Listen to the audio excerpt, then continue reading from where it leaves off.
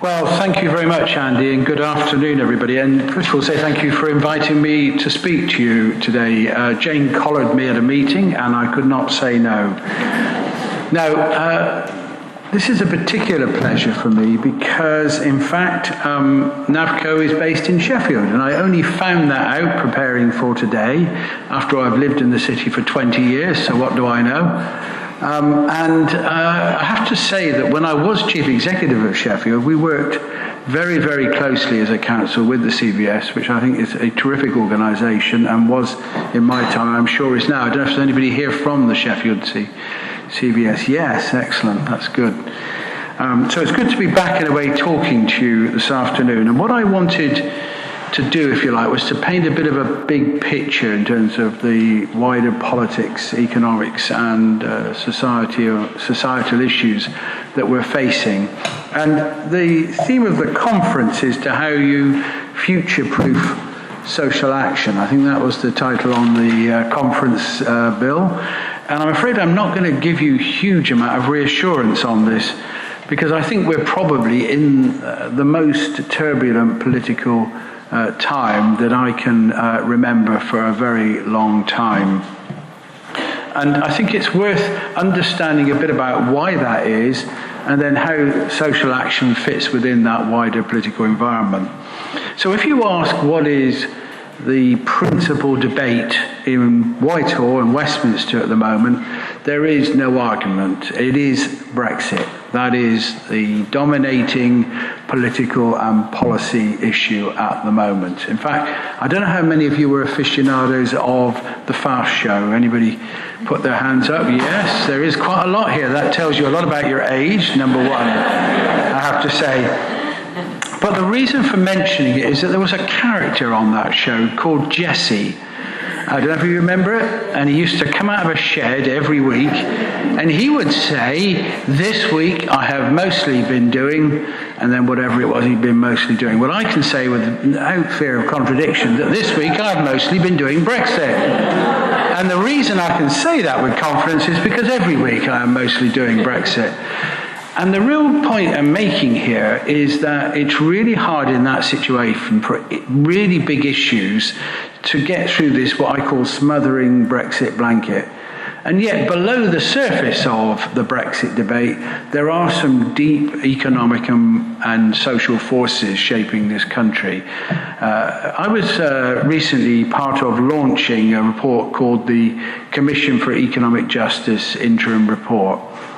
I would recommend you read it if you want to understand the underlying economic issues facing this country and how they are driving politics.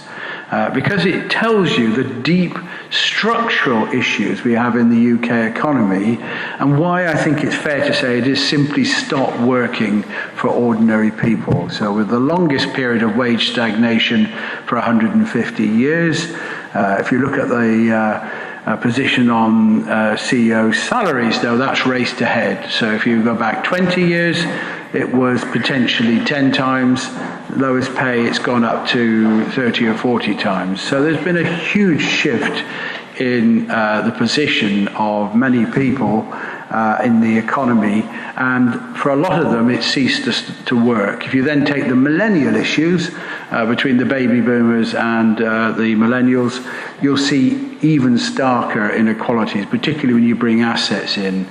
So we see an economy that seems to have stopped working for a large number of people. And at a social level, from Julia's former organisation, who published its annual poverty report recently, we see deep issues of disadvantage and deprivation as well going on in society. And I think these deep structural changes are driving the way in which our UK politics are working. And I think the analysis is clear. But what about the solutions is the question. Where are the answers? We have had many, many reports that have highlighted the inequalities and the deprivation. Where do we find the solutions?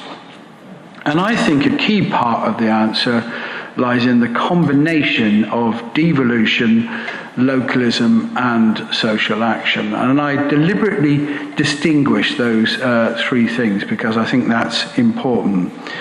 And it was the reason why I took on the role of chairing the Commission on the Future of Localism. And I think it's been a really excellent initiative.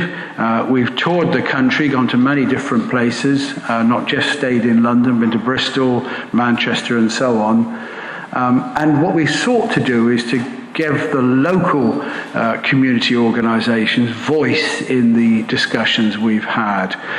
And the reason I emphasise the difference between devolution and localism here is not because I am in any sense opposed to devolution, quite the opposite. I think we have one of the most centralised countries in Europe and beyond. But because I was very clear when I was Chief Executive of Sheffield City Council that just as I railed against a remote and unresponsive central government, I did it less when I was Permanent Secretary of the CLG, I have to say. So I was aware that communities in Sheffield felt the same way about the City Council.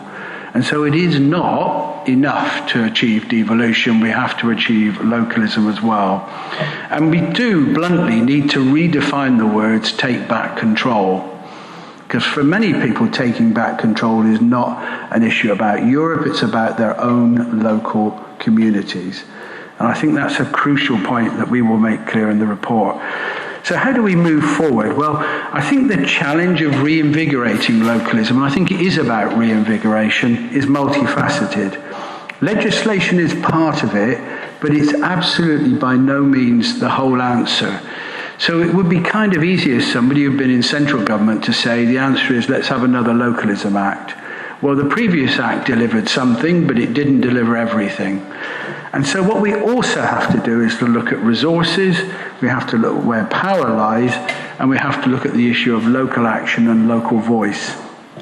And I feel quite strongly that part of the response to the economic circumstances we face is a return to a view about the role of the state. You can see that in surveys of young people now who overwhelmingly, for example, support nationalisation of certain industries.